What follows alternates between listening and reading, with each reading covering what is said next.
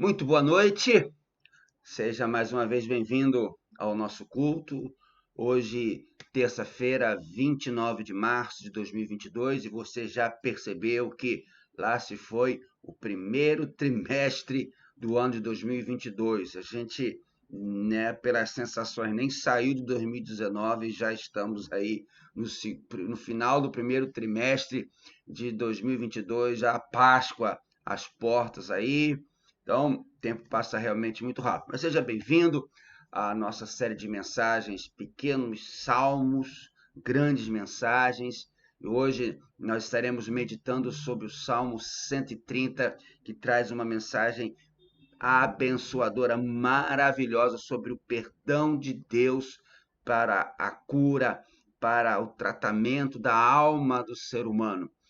Mas antes da mensagem, para dar tempo um pouquinho mais do pessoal chegar, quero lembrar você, para você se inscrever aí no meu canal do YouTube.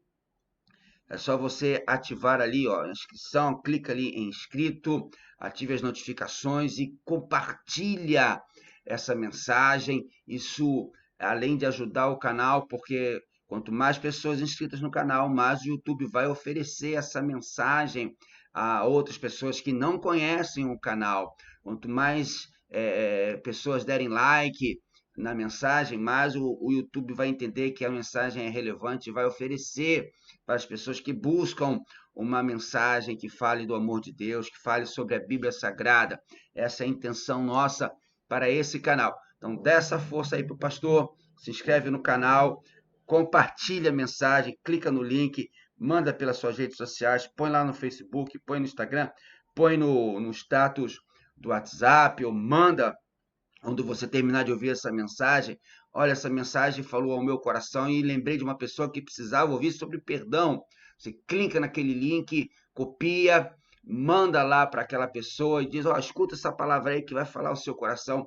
Isso ajuda muito para que a mensagem que a gente tem falado ao longo desses anos todos alcance mais e mais pessoas e o evangelho seja pregado e o Senhor Jesus seja glorificado. Então, dá essa força aí para que a gente possa crescer e alcançar mais e mais pessoas, tá certo? Então vamos orar, vamos começar então a mensagem dessa noite, lá no Salmo 130, para que Deus fale ao nosso coração. Você que está chegando aí, muito boa noite, você sabe que eu mudei o formato, agora é mais rapidinho, é mais concentrado mesmo na palavra, na mensagem, para que as pessoas possam então ter tempo para ouvir toda ela, tá bom? Então vamos orar? Onde você estiver aí, feche seus olhos e vamos falar com Deus. Ó Pai, nós te agradecemos pela alegria de estarmos juntos aqui nessa noite e que a tua palavra, Deus, fale aos nossos corações, que essa mensagem de perdão, essa mensagem de cura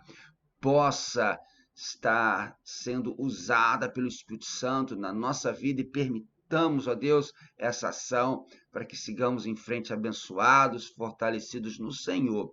Abençoa cada irmão e irmã que está ouvindo agora essa mensagem e também aqueles que vão ouvir no futuro, ó Deus, através da gravação que vai ficar aí no YouTube. Nós oramos agradecidos com o perdão dos nossos pecados, no nome de Jesus. Amém. Então vamos lá, abra a sua Bíblia no Salmo 130. Nós estamos aí ao longo dessas últimas 11 semanas trazendo uma mensagem sobre os chamados salmos de peregrinação, alguns os chamam de cântico dos degraus, e esses salmos são salmos pequenos, mas a gente tem aprendido que eles trazem muitas belas, importantes, profundas mensagens para nós. E hoje é a 11ª mensagem, o Salmo 130. Então nós já estamos encerrando. Só falta 31, 32, 33 e 34, e eu vou, quando chegar lá, ver se o 33 e 34 são tão pequenos, são 3 versículos, a gente já faz um só. Vamos ver, quando eu for estudar mais profundamente esses 2 salmos para preparar a mensagem. Tá certo? Então, você já abriu a sua Bíblia? Então, como eu sempre falo com você, é importante você abrir a sua Bíblia e deixar aberta, porque a gente Volta ao texto várias vezes, e quanto mais a gente vai lendo o texto sagrado, mais ele vai falando ao nosso coração, nós vamos aprendendo e até, quem sabe, decorar alguns versos, que isso faz uma bênção muito grande na nossa vida. Então, nós vamos pensar hoje sobre o perdão, a cura que Deus traz. Perdão, a cura que Deus traz. Salmo 130, eu vou ler, você já sabe, na Nova Versão Internacional. Das profundezas clamo a ti, Senhor. Ouve, Senhor, a minha voz. Estejam atentos os teus ouvidos às minhas súplicas. Se tu, soberano Senhor, registrasses os pecados, quem escaparia? Mas contigo está o perdão para que sejas temido. Espero no Senhor com todo o meu ser e na sua palavra ponho a minha esperança. Espero pelo Senhor mais do que as sentinelas pela manhã. Sim, mais do que as sentinelas esperam pela manhã. Ponha a sua esperança no Senhor, ó Israel, pois no Senhor há amor leal e plena redenção. Ele próprio redimirá Israel de todas as suas culpas. Deus abençoe a leitura da sua palavra, que ela fale profundamente aos nossos corações a respeito desse tema tão importante, tão necessário, que é sobre o perdão. Amados irmãos, o Salmo 130, a grande maioria dos estudiosos da Bíblia concordam, foi um texto, foi um poema, foi um cântico, enfim, foi um salmo escrito após a volta do povo de Israel lá do exílio da Babilônia. Você sabe muito bem, o povo passou mais de 70 anos exilado lá, as tribos de Judá e Benjamim, o reino do sul, porque antes o reino do norte já havia sido dizimado, levado embora pelos assírios, e depois Babilônia veio e tomou Judá e levou lá para entre os rios Tigres e Eufrates, lá a Babilônia. O povo ficou 70 e poucos anos, depois voltou. Então, este salmo foi escrito após a volta desse povo, quando chegou em uma Jerusalém destruída, arrasada, pobre e miserável. Essa época é dada ao Salmo 130, por quê? Porque a gente faz uma associação da tristeza que este salmo traduz com as profundas tristezas que o grande administrador de Deus, chamado Neemias, teve quando ele, ao chegar em Jerusalém e contemplar os muros destruídos, iniciou uma tarefa de reconstruir aqueles muros. E quando ele viu aqueles muros destruídos, quando ele viu aquela cidade arrasada, ele lembrou, vamos dizer assim, ele contemplou os pecados antigos do seu povo, antes de o povo ter sido conquistado e exilado na Babilônia. E tem mais, Neemias se entristeceu também dos pecados que o povo continuava fazendo, cometendo, mesmo depois de ter passado tanto tempo exilado na Babilônia, mesmo depois de ter voltado e encontrado uma Jerusalém arrasada, destruída. Nós vemos isso quando lemos, eu deixo aí de exercício de casa para você, leia o capítulo 9 do livro de Neemias. O capítulo 9 do livro de Neemias é maravilhoso. Ele narra, ele traz uma grande confissão pública do pecado por todo o povo, por todos os líderes de Israel. E nós vamos concordar que esse é um tremendo texto de confissão e arrependimento. Capítulo 9 de Neemias traz uma tremenda confissão e arrependimento do povo, dos líderes. E para ilustrar isso, o propósito do Salmo 130, de perdão, de confissão, de arrependimento, eu vou contar para você uma história muito interessante, verdadeira, tá? Talvez você já até tenha ouvido em alguma mensagem, pois é uma história já antiga e verdadeira e muito interessante. Muitos anos atrás, há muito tempo atrás, por sinal, os esquimós, né, aquele povo que vive lá no norte do planeta, eles foram alvo evangelístico de missionários. Os missionários foram até o povo esquimó para evangelizá-los, para falar de Jesus para eles. Encontraram muitas dificuldades, não só do frio, não só da distância, mas principalmente dificuldades culturais e linguísticas, porque a língua que o povo esquimó falava era muito difícil, muito diferente.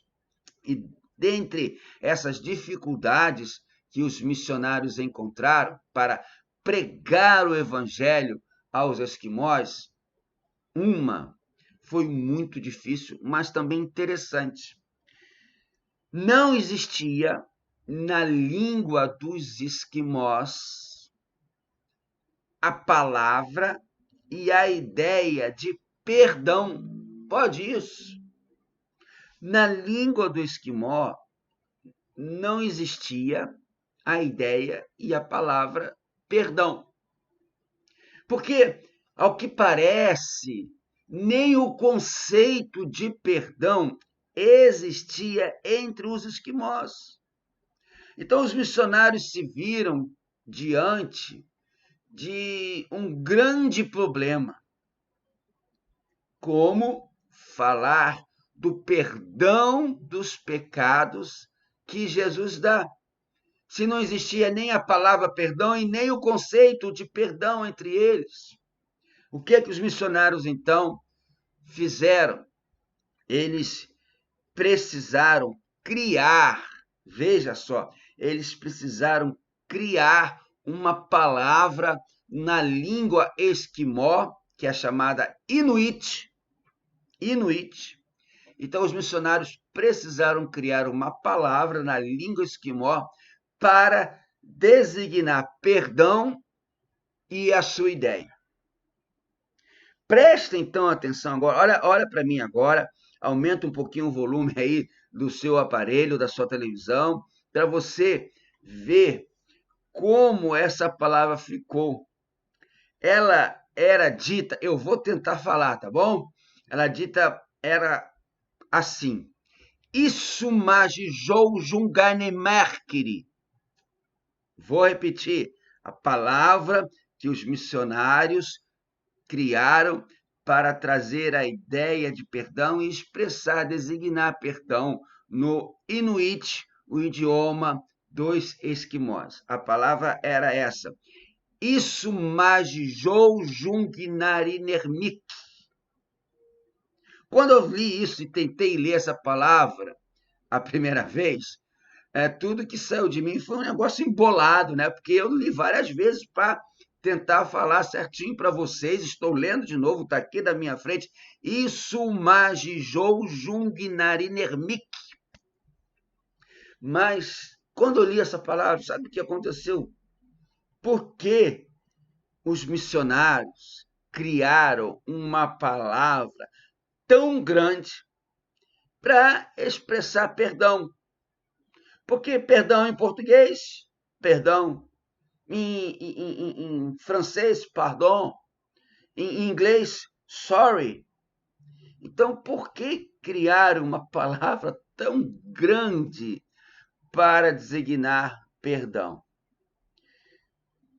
A história conta que essas 24 letras expressavam corretamente o sentido de perdoar para o esquimó, porque além de não ter a palavra, eles não tinham esse sentido de perdão, o sentido de perdoar. E se traduzíssemos essa palavra grande de 24 letras para o português, sabe como é que ia ficar? ia ficar mais ou menos assim, ó. Não pensar sobre isso nunca mais. Isso aí. Isumajijou jungnarinhermik, quer dizer perdão, na língua inuit, dois esquimós. Traduzindo para o português, quer dizer não pensar sobre isso nunca mais. A ideia dessa palavra gigantesca em inuit, a língua esquimó, não é não ter recordações da ofensa, presta atenção, mas é não levar mais em conta a ofensa.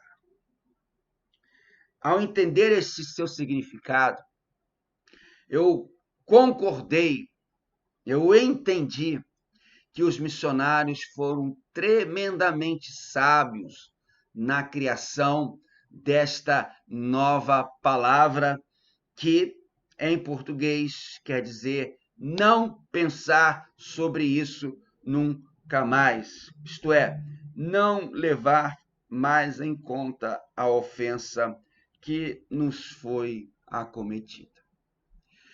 O Salmo 130 trata exatamente desse conceito. Esse cântico de peregrinação, ele também é um dentre os 7 salmos de penitência, salmos penitenciais, ou seja, o Salmo 6, o Salmo 38, o Salmo 32, o Salmo 51, o Salmo 102 e o Salmo 143. São chamados salmos penitenciais. A posição do Salmo 130 lá no Saltério demonstra que ele era cantado pelos adoradores peregrinos quando a jornada já estava chegando ao final, quando eles estavam adentrando o templo e contemplavam então não somente o tamanho da construção do templo, mas meditavam sobre a glória e a santidade do Senhor. Agora, meu amado, perceba o seguinte: ao mesmo tempo em que esta era uma ocasião alegre para todo servo de Deus adentrar ao templo, sentir a proximidade de Deus, sentir a proximidade do seu Senhor, produzia naquele peregrino uma grande sensação de inconformidade, de inadequação, porque afinal tratava-se do Deus Santo, que é separado de tudo que é pecaminoso. Era o Deus perfeito, que é separado de tudo o que é falho. Nós não nos admiramos da reação de Isaías, lá no capítulo 6, verso 5, ao ter aquela sua famosa visão do trono de Deus. Ele diz lá: ai de mim! Então eu gritei: ai de mim! Estou perdido, pois sou um homem de lábios impuros e vivo no meio de um povo de lábios impuros. Os meus olhos viram o Rei, o Senhor dos Exércitos. O Salmo 130 também aponta o fato de que a busca por Deus não vem apenas do desejo de adorá-lo, de pedir bênçãos e de agradecer por todas as coisas, mas também a busca por Deus vem para que eu, para que você, para todo homem, toda mulher possa clamar perdão pelos seus pecados. Quando o peregrino adentrava no templo, depois da sua peregrinação, depois de chegar a Jerusalém, esse era um impulso deles quando ali concluíam a sua viagem. Porque eles não se sentiam capazes de comparecer diante de Deus, de dar a Deus, de prestar a Deus o devido louvor, a devida adoração, o devido agradecimento, sem antes serem tratados por aquele que é perfeito e puro, por aquele que era o único perdoador de pecados. Você já se sentiu assim várias vezes, eu tenho certeza, porque eu já me senti assim. Quer ver um exemplo de a gente ter se sentido assim diante de Deus numa celebração na igreja? Quando há a ceia. Você sabe que a ceia é um memorial, mas Paulo diz para nós nos examinarmos. A ceia é um belo momento, é um momento muito adequado de você verificar os seus pecados e ali pedir perdão a Deus. Examine-se o homem a si mesmo. Naquele momento ali você examina os seus pecados e pede, clama perdão para o único que pode perdoá-lo, para que o seu louvor, a sua adoração, o seu agradecimento, retratados ali na celebração da ceia do Senhor, possa essa mensagem encher o seu coração, encher a sua vida. Era assim que o peregrino se sentia após chegar ao templo e contemplar, e ele ver que Deus pode tratar a sua alma, Deus pode curar a sua alma, Deus pode e é o único que perdoa os pecados.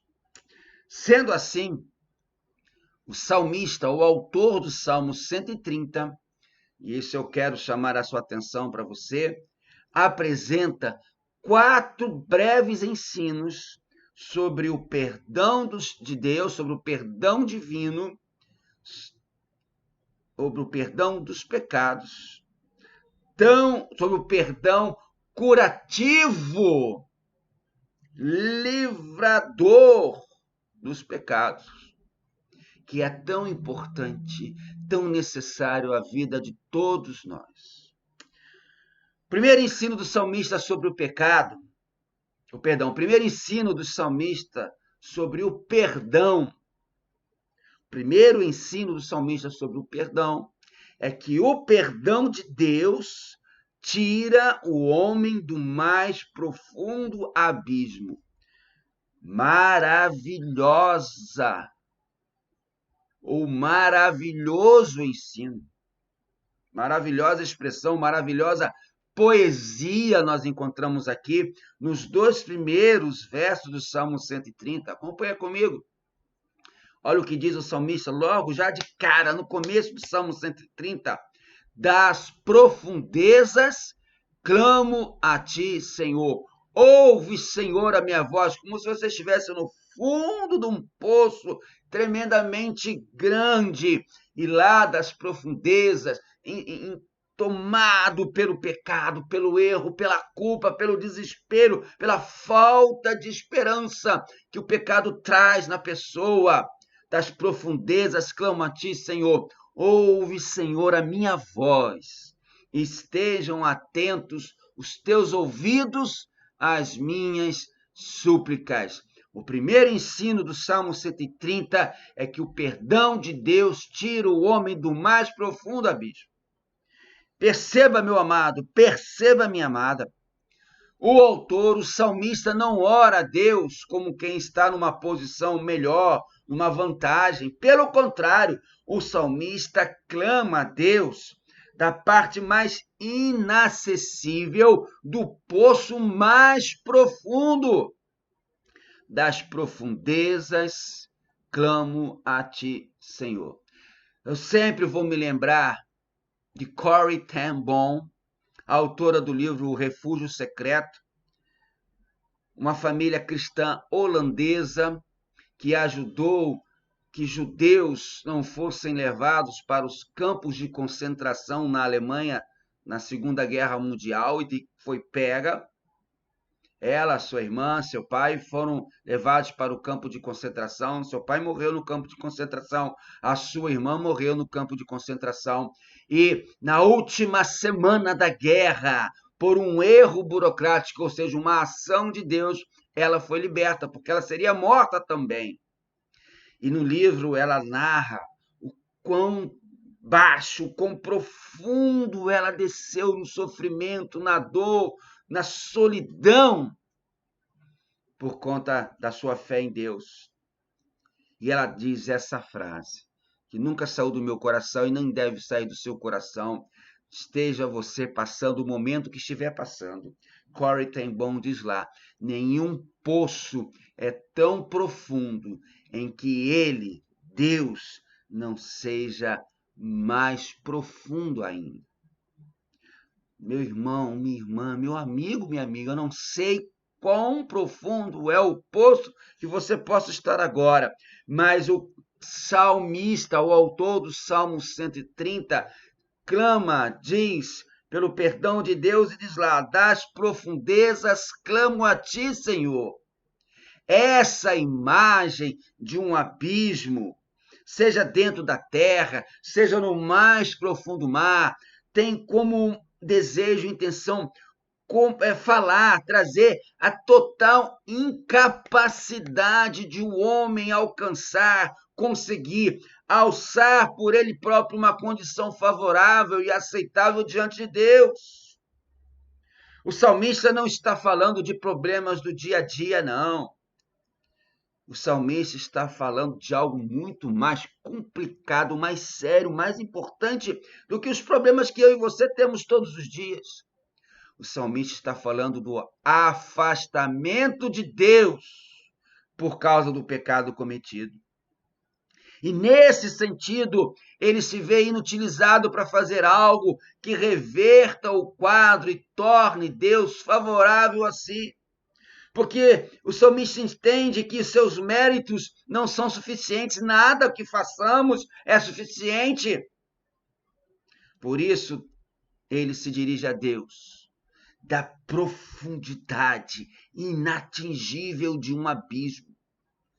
Não é sem razão que ele se lança ao clamor na primeira parte do verso 2. Veja lá o que ele diz: ouve, Senhor, a minha voz. Ouve, Senhor, a minha voz. Olhando para si, o autor tem uma noção tão grande da sua condição de pecador que apenas clamar, veja só, apenas clamar não é suficiente. Ele insiste em sua oração feita com outras palavras para enfatizar a sua necessidade devido à profunda perdição, à profunda condição em que ele se encontra por conta do pecado. Olha o que diz o verso 2: estejam atentos os teus ouvidos às minhas súplicas. É dessa condição que Deus tem de resgatá-lo pelo perdão. Meu querido, que chegou até aqui ouvindo essa palavra, eu não sei a condição, o tamanho da sua necessidade de perdão, mas eu sei que se você clamar das profundezas que você se encontra agora, Deus irá resgatá-lo. Deus irá perdoá-lo. Não é o caso, não é como, deixa eu te dar uma comparação aqui para você entender o poder perdoador de Deus, o poder remidor de Deus. Não é o caso de colocar um esparadrapo ou um band-aid sobre um arranhão. O perdão de Deus não é como se você colocasse um band-aid, um esparadrapo num arranhão. Mas o perdão de Deus é tão poderoso, tão alcançável, tão atingível, que é um perdão que ressuscita um morto. Não importa o quão profundo você esteja, Deus ressuscita a sua vida, Deus te perdoa, o perdão de Deus tira você do mais profundo abismo. O segundo ensino do salmista é que o perdão de Deus provém exclusivamente da graça de Deus. Confere comigo, verso 3 e 4. Se tu, soberano Senhor, registrasses os pecados, quem escaparia? Mas contigo está o perdão para que sejas temido. Há aqui um conceito que distingue graça e misericórdia. Olha só que interessante. Graça é receber o que não é merecido. Já a misericórdia é não receber o que é merecido. Pegou a visão? Eu achei muito interessante esse conceito. Graça, vou repetir, para você perceber né, o conceito que distingue a graça da misericórdia. Graça é receber o que não é merecido, e misericórdia é não receber o que é merecido. Se a impossibilidade de um homem reatar a sua comunhão com Deus por suas obras já ficou em destaque no início lá do Salmo 130, o escritor agora apresenta a seguir a razão desse abismo entre o pecador e Deus, entre o homem no pecado e o Deus que é santo, a culpa gerada pelos pecados. A razão desse profundo abismo é a culpa gerada pelos pecados. Olha o que ele diz no verso 3, vamos ler de novo. Se tu, soberano Senhor, registrasses os pecados, quem escaparia? O salmista se imagina junto aos demais pecadores, diante de um tribunal no qual o Senhor Deus examina os atos das pessoas, e ao considerar sobre as iniquidades dos homens e a culpa gerada por elas, o Senhor aplica a devida condenação, de modo que ninguém pode resistir ao seu julgamento. É como se o escritor do Salmo 130 dissesse o seguinte para Deus: se o Senhor nos julgar pelos nossos atos, qual de nós estará em pé diante de ti? Todos seremos abatidos. A pergunta, então, é: o que o salmista quer de Deus? Que ele não se importe com os pecados? De modo algum. De jeito nenhum. Claro que não.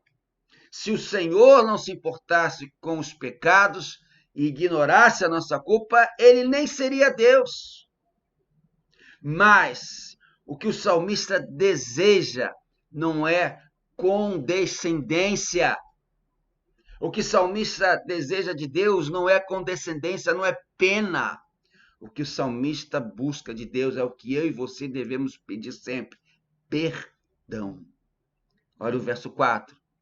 Mas contigo está o perdão, para que sejas temido. E ao ser perdoado, ele quer ser transformado em um servo. Isso nós entendemos, nós vemos na relação surpreendente que o salmista faz entre o perdão e o temor. Enquanto esperaríamos ouvir que o temente é perdoado, o que ele afirma é que o homem a quem Deus perdoa se torna alguém que o teme. De modo algum, a graça de Deus poderia ficar em maior relevo. O homem incapaz e sem merecimento é perdoado e tornado um servo temente. Enfim, é o perdão de Deus que produz temor no homem e não o contrário. Tem muita gente que diz que primeiro vai consertar a sua vida para depois servir a Deus. Isso é errado. Você tem que pedir perdão a Deus para que então você conserte a sua vida. Você precisa pedir perdão a Deus para passar a temer a Deus, a obedecer a Deus. Terceiro ensino do salmista é que o perdão divino se baseia, olha que maravilha, nas promessas que Deus fez. O perdão de Deus se baseia nas promessas que Deus fez. Vamos ler versos 5 e 6.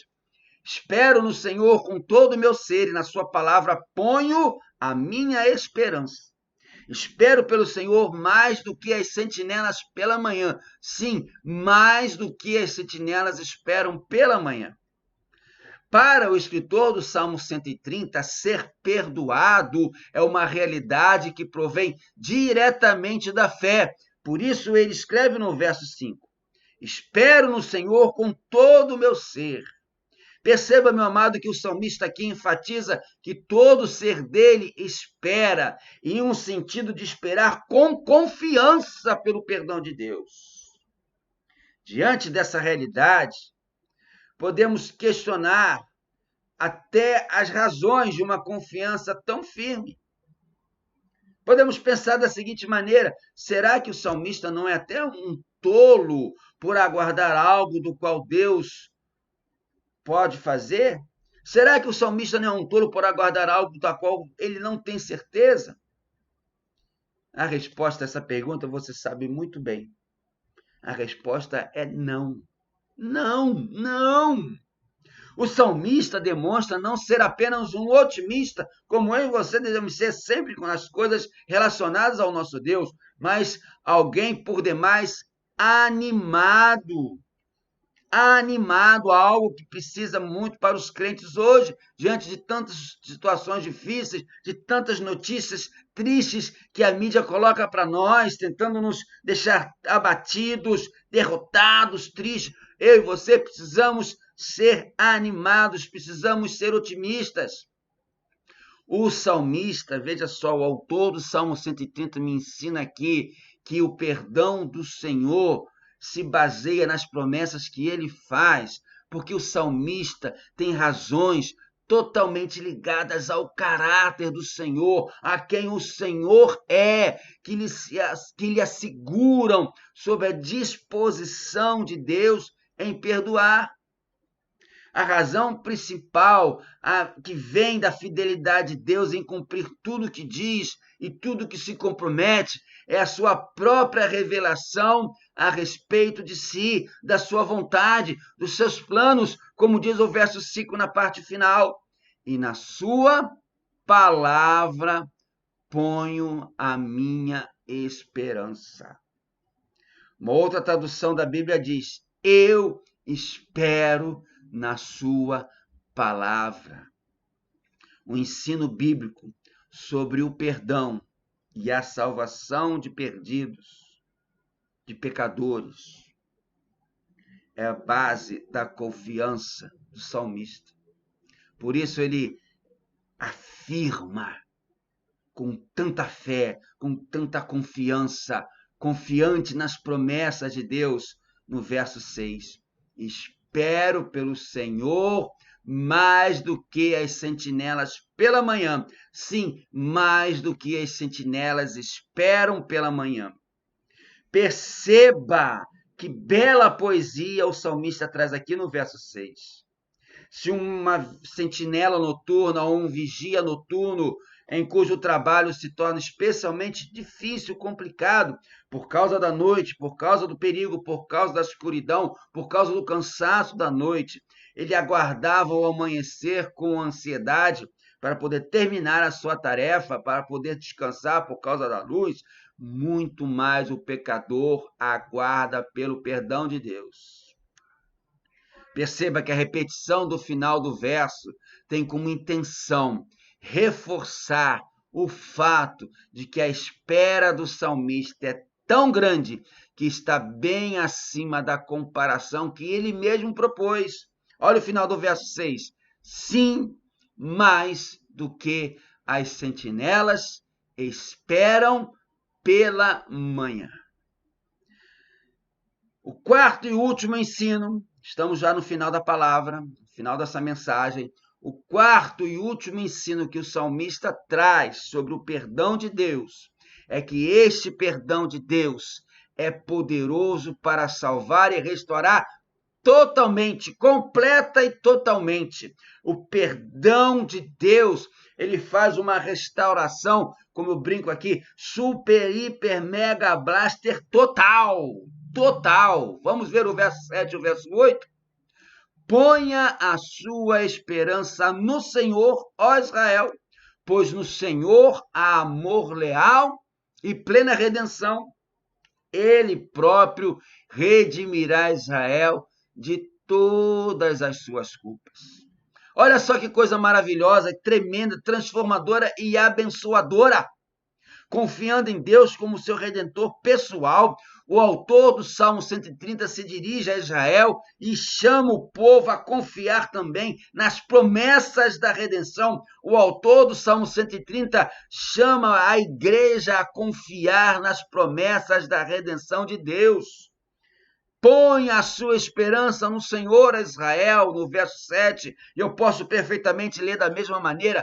Põe a sua esperança no Senhor, ó igreja. Pois hoje nós somos o Israel espiritual de Deus. Pois ponha a sua esperança no Senhor, ó igreja, pois no Senhor há amor leal, meu amado, e plena redenção. Perceba que a lealdade de Deus às próprias palavras que nós vimos no verso 5 garantia não apenas a redenção, mas uma plena redenção. Apesar da dureza e rebeldia do povo de Israel no Antigo Testamento, o Senhor prometeu redimi-los de uma maneira total, como nós lemos em Jeremias capítulo 31, lá no verso 31. Estão chegando os dias, declara o Senhor. Jeremias 31, de 31 a 34. Estão chegando os dias, declara o Senhor, quando farei uma nova aliança com a comunidade de Israel e com a comunidade de Judá. Não será como a aliança que fiz com seus antepassados, quando os tomei pela mão para tirá-los do Egito, porque quebraram a minha aliança, apesar de eu ser o Senhor deles, diz o Senhor. Verso 33. Esta é a aliança que farei com a comunidade de Israel depois daqueles dias, declara o Senhor. Porei a minha lei no íntimo deles e a escreverei nos seus corações. Serei o Deus deles e eles serão o meu povo. Ninguém mais ensinará ao seu próximo, nem ao seu irmão, dizendo: conheça ao Senhor, porque todos eles me conhecerão, desde o menor até o maior, diz o Senhor. E o verso 34 de Jeremias 31 termina: porque eu lhes perdoarei a maldade e não me lembrarei mais dos seus pecados, porque eu lhes perdoarei a maldade e não me lembrarei mais dos seus pecados. Isso é uma promessa de Deus. Deus está prometendo isso em quem? Você sabe muito bem, através de Jesus. Quando Deus efetuar o que prometeu, todos serão reunidos, restaurados e regidos pelo Messias, por Jesus.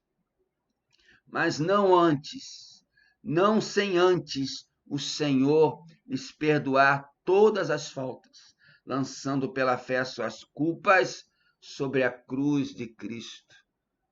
O verso 8 diz: Ele próprio redimirá Israel de todas as suas culpas. E a gente pode entender Israel aqui perfeitamente, como toda a humanidade. Deus próprio redimirá toda a humanidade de todas as suas culpas sobre a cruz do Senhor Jesus. O perdão de Deus deve ser aguardado por todos os que creem, porém não como algo que apenas amenize as faltas, mas como razão, sim, de serem totalmente perdoados, redimidos e transformados. Não pensar sobre isso nunca mais. Lembra da história dos esquimós que eu comecei nessa palavra? Diante da mensagem no Salmo, concluindo essa mensagem.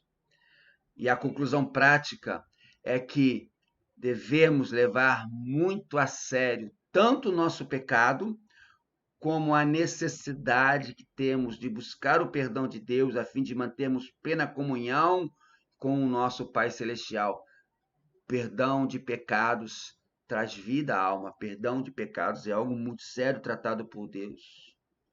Nós também temos de anunciar o Evangelho de Cristo, meu amado. Você que é membro da Igreja Batista da Prata, você que é membro de outras igrejas, você tem de anunciar o Evangelho de Cristo aos perdidos, para que, crendo, eles também, da mesma forma, encontrem o perdão em Deus e temam o seu nome, assim como você encontrou o perdão de Deus e teme ao Senhor. E, além disso, a nossa vida deve se transformar positivamente, como Paulo diz lá em Romanos capítulo 12, verso 1 e 2, que nós transformemos esse mundo pela renovação da nossa mente, não nos conformemos com ele. A nossa vida deve se transformar positivamente, motivada pela pura gratidão a Deus por nos perdoar através de Jesus, que apesar da terrível culpa que vem dos nossos pecados, Jesus não pensa sobre isso nunca mais. Quero terminar contando uma historinha bem rapidinha para você gravar tudo que eu falei nessa mensagem. Conta nessa história que um homem pecou e pediu perdão a Deus. E o Senhor lhe perdoou. O homem então sentiu-se leve, feliz, continuou o seu caminho. Mas olha só que coisa, ali adiante, ele pecou de novo, cometeu um novo deslize, um novo erro. Aquele homem ficou triste e envergonhado por ter errado novamente. E voltou a orar e pedir perdão a Deus. E aquele homem fala: Senhor, peço-te que me perdoes este segundo pecado. Deus, admirado, perguntou para aquele homem: segundo? Qual foi o primeiro? É isso mesmo. O homem pediu perdão pelo segundo pecado, porque o primeiro Deus já havia perdoado. E Deus responde: segundo? E qual foi o primeiro? Querido irmão, querida irmã, meu amigo, minha amiga, esse é o caráter de Deus que enviou o próprio Filho ao mundo para resgatar os pecadores, eu e você. E nessa noite, nesse dia, Ele quer também te resgatar. E eu quero terminar essa palavra, quero terminar esse momento orando. Se você é membro de uma igreja e está afastado porque está num poço profundo de pecado, essa mensagem foi para você, meu amigo. Essa mensagem foi para você, meu irmão. Deus quer tirar você desse poço de pecado, quer colocar você sobre uma rocha, como diz o Salmo 40. Deus quer te perdoar, quer te libertar, quer que você volte para a igreja, quer que você se reintegre com a igreja, quer que você fique em comunhão com os irmãos, porque lá é o teu lugar. E se você ainda não tem Jesus como Senhor e Salvador da sua vida, essa mensagem também foi muito para você, porque não importa o quão pecador, quão afundado na lama do pecado, quão profundo também, seja o poço que você esteja. O amor de Deus é mais profundo, o poder de Deus é muito maior e ele também te tira desse poço profundo de pecado, te perdoa, te traz vida para a alma. Por isso eu quero terminar orando por você. Você quer fazer essa oração comigo? Não importa se tem gente ao seu redor, não importa se você está sozinho no quarto, na sala, feche os seus olhos. Ore comigo agora, terminando esse momento e pedindo perdão a Deus. Querido Pai, ao final desse culto, ao final desta palavra, eu quero pedir perdão pelos meus pecados. Eu que sou crente, que já fui ou eu sou um membro afastado de uma igreja, eu quero pedir perdão, que o Senhor me tire desse poço profundo, me coloque sobre uma rocha e que eu volte à comunhão da igreja, à comunhão dos irmãos, à alegria de estar junto com o povo de Deus.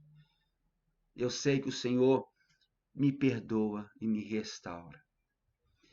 Pai, àquele que ainda não tem Jesus como Senhor e Salvador, que ouviu essa palavra e está agora fazendo essa oração com a gente. Que seja também essa mesma as palavras dele. Senhor Jesus, me perdoa os pecados, entra no meu coração, tira-me desse poço profundo de pecado, de drogas, de álcool, de pornografia, de infidelidade, de corrupção, de amor ao dinheiro, de egoísmo, de orgulho, de qualquer coisa, ó Deus, que me impeça de viver a alegria do perdão, a alegria de ser livre em Cristo. Me perdoa, Senhor Jesus. Me tira também desse lamaçal, desse poço profundo. Me torne uma nova criatura. Eu oro confiando na tua graça, confiando na tua misericórdia, confiando no teu amor. E que o amor de Deus, nosso Pai, a graça salvadora de Jesus Cristo, Filho, nossa meiga esperança, e as consolações do Espírito Santo repousem sobre cada um que ouviu agora esta palavra e que vai ouvir depois no YouTube, desde agora e para todos sempre.